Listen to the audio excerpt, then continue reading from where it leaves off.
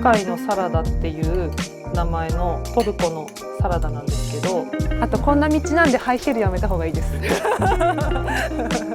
本当に上がった甲斐がある景色で。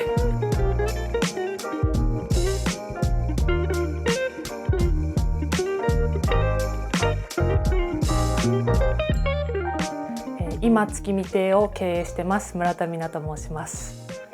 月見亭は、ランチとスイーツを提供してて、あとは私が好きな雑貨を販売してるんですけど、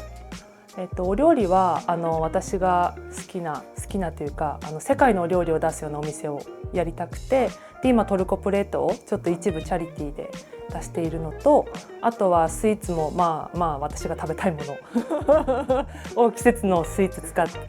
ルーツを使って提供してます。ここは、空き家で15年ぐらい多分使われてない空き家で、もうツタとか森の一部になってて、でそこを見つけた NPO が、ここから見える月が綺麗だからここをちょっとリノベーションしてコミュニティスペースみたいなそういう空間を作ろうって言って助成金でこうリノベーションしてで始まったカフェでした。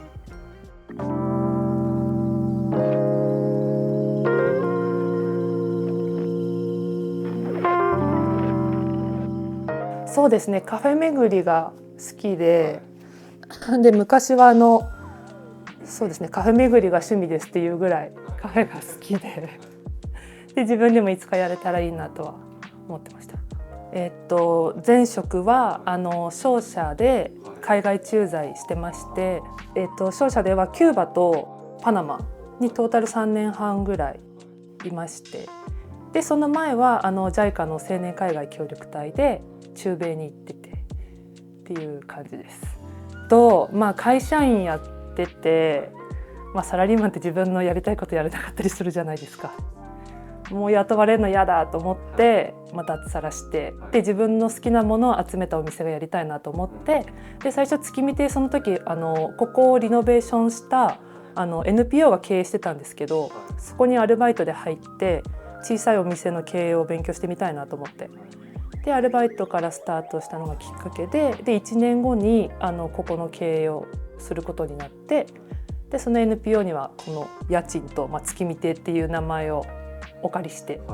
で経営は私がやってるっていう形です。生まれは富岡町、なんですけど、震災の時に放射線の関係で実家がいわきに移ってきて、で私が帰国した時に、日本に家なかったですし、ちょっと親のとこにお世話になろうと思って来たのがいわきと出会ったざっくりと自分のお店が欲しいとは昔からというかそのサラリーマン時代思ってて、で結構きっかけはコロナで、最初私海外から帰ってくる時にブラジルのシューズを日本で輸入販売するっていうつもりで帰国したんですよ。で日本でまだ販売されてなくて扱っていいよって言われてて、それがコロナでそのブラジルのそのブランドさんも結構経営苦しくて、自分のブラジルの国だけに注力するからこれ以上輸出しないってなってしまって、で私は私で東京で展示会に参加してとか、あと百貨店さんからポップアップの依頼来たりとか進んでたんですけど、そういうの全部キャンセルになってしまって、でそんな中でも月見亭はお客さん増えてたんですよね。出来たてってこともあってコロナの年にオープンしてたんで、なのでこっちの仕事が忙しくなって、でこのままじゃあ経営しようかなっていう感じで、コロナがなかったらここでバイトとしてはいたかもしれないですけど経営はしてなかったかな。そこの青いシャッターが目印で、いつもここを電話でご案内するんですけど、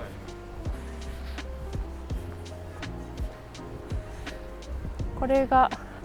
一応波をデザインした、でこれが月見亭の看板で、実は矢印があって、ここの裏路地を入っていただくようになります。車はここを降りた港に漁師さんの邪魔にならないように止めていただきたいんですけど、ちょっとこの辺は民家のお宅なんで止めないようにしてもらって、はい、下は結構フリースペースなんで周りの車に習って止めてもらえれば大丈夫です。すごい裏路地って感じ。そうです。もう野良猫になったつもりで上がります。であと実はこういうペイントがしてあって、月見て矢印、これがちょっと定期的に出てくるんで、あとあそこから100歩、こ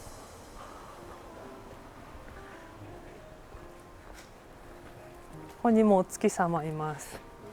これは女性の足で数えた数らしいんで、男性はもっと短く行けます。あとこんな道なんでハイヒールやめた方がいいですはい、見えてきました。このチューリップとか菜の花は月見亭のお客さんのためにこの畑のおじさんが植えてくれてるんですよ。そうなんです。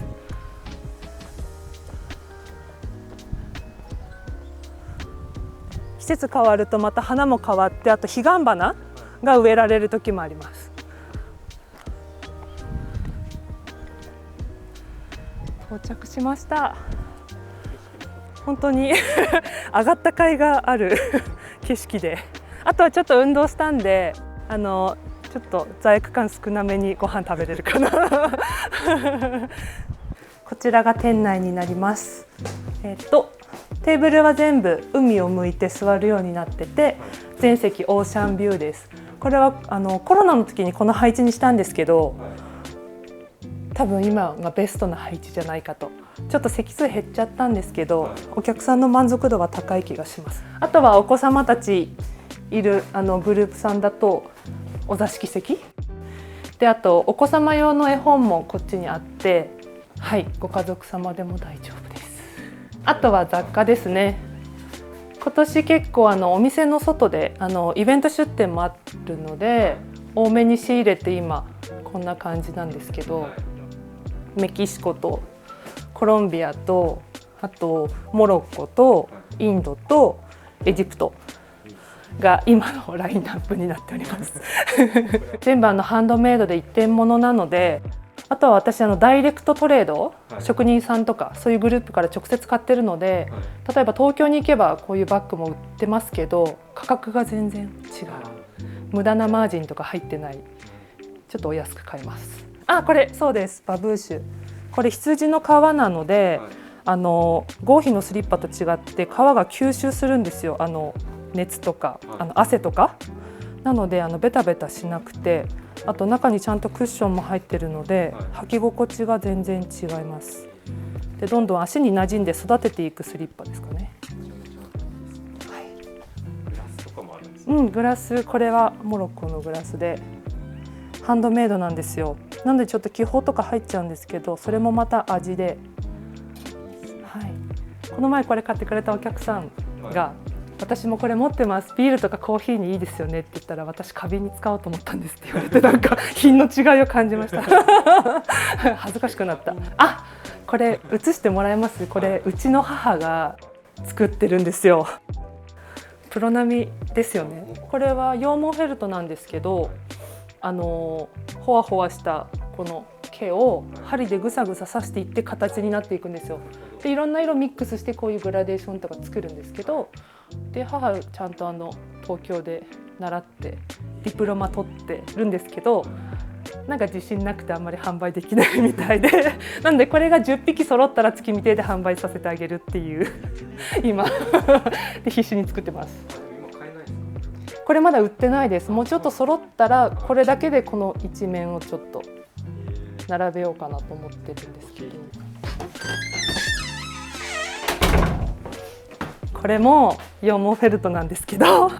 私が作った処女作これ喧嘩してる猫でシャーって立った時の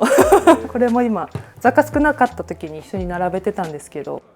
この子も結構人気があって負けずに私が一番好きな場所、お店の中で一番気に入ってる場所なんですけど、タイの作家さんの陶器のオブジェ、鳥とあと手なんですけど、そこにブーケ飾ってまして、このブーケはお店で飾ってる生花がちょっと元気なくなってきてドライになった時にここに挿していって、季節の花をここでもう一回命を与えるという勝手に一人で循環をこうさせてるんですけど、あんまり皆さん気づいてないと思うんですけど、ここにサハラ砂漠の砂とあと天然石、これモロッコ行った時に砂漠で取ってきたやつ。これは砂と売ってないですよね。売ってないです。私の旅のかけら。ここはスリッパ脱いで上がっていただくようになるんですけど、これがモロッコで、私お店やってるから看板作ってって言って、アラビア語の月見亭とあと漢字で、もう多分これ彼らには文字に見えてないと思うんですけど、これ私とお客さんとケーキを書いてってお願いして、モロッコの職人さんに作ってもらった看板です。で本たちはもともとここに寄贈されたものと、あとは私が読み終わったやつ、これ私が好きなフェアトレードとか世界を救うショッピングガイドとか、あとこのモロッコも私ですねとか、私がこう読んでたこの世界美しい聖地とパワースポットを巡る旅とかっていうのと、あとはお子様向けは私の叔母が震災の後子どもたちに読み聞かせをするボランティアをやってて、その時に使った本を送ってもらったり、あとはご近所さんが写真好きの方が撮ってくれた写真とか、隣のはちょっと私のオブジェ暇すぎて作ったオブジェ、好きな T シャツがあってヨレヨレになっちゃったんで、そのメインのこの柄だけ切り取って、でキャンバスに縫い付けたっていう、暇すぎたんですねこれはファラフェルっていう中東でよく食べられるコロッケなんですけど、お豆のコロッケで、うちはひよこ豆で、あとパクチーと玉ねぎ、あとはスパイスをクミンとか入れてハンドミキサーで細かくしてコロッケにしてます。でこれは素揚げでいります。あとはすいません、お昼です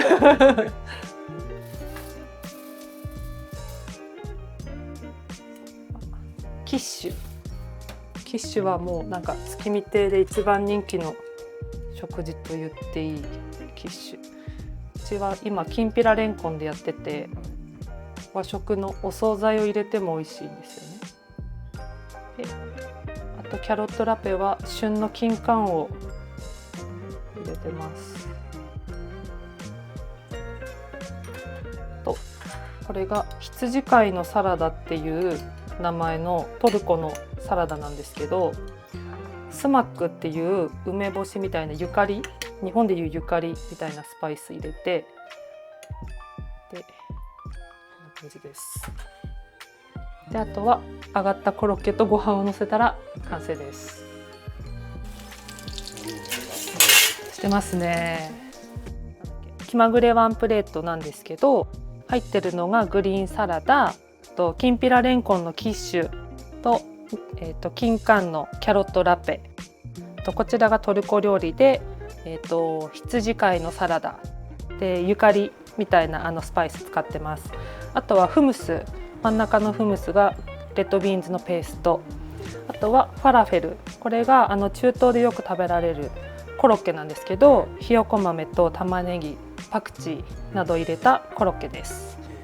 これが今やってる気まぐれワンプレートのトルコのお料理。まずはこれがレアチーズケーキ、桜のレアチーズなんですけど、こうやって抜いて、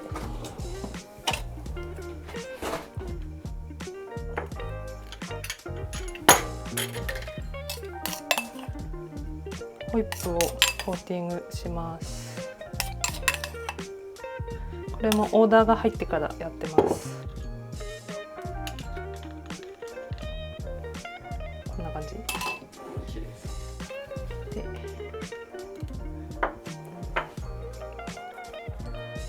米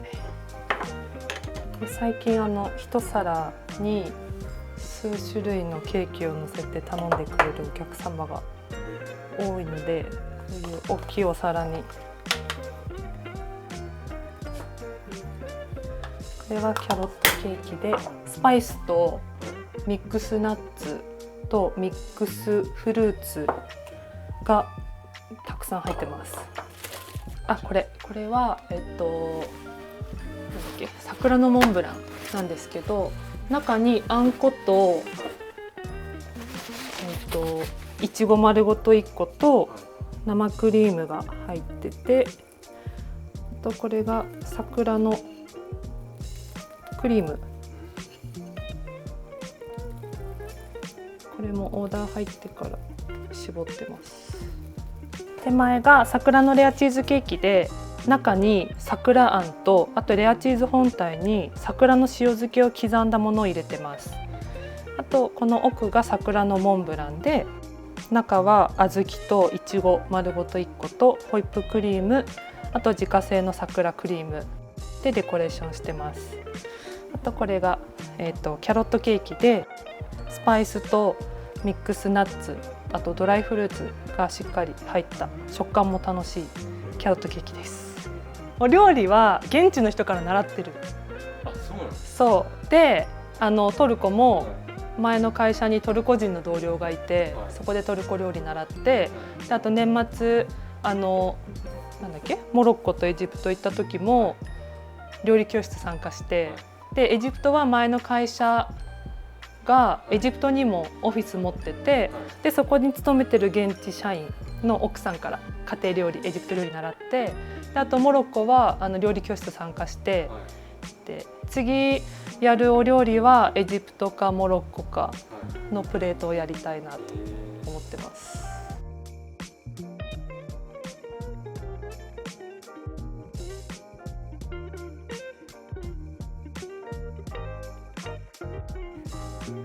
いやー、まだちょっと毎日がバタバタすぎて先のことを考えれないんですけど、とりあえず現状維持、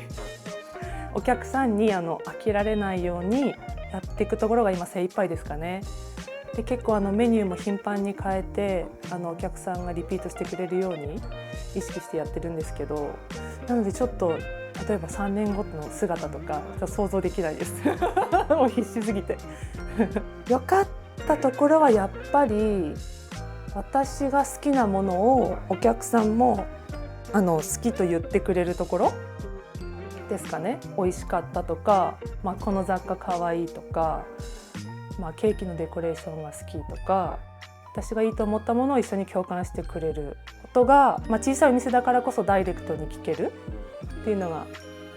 サラリーマン時代は感じられなかった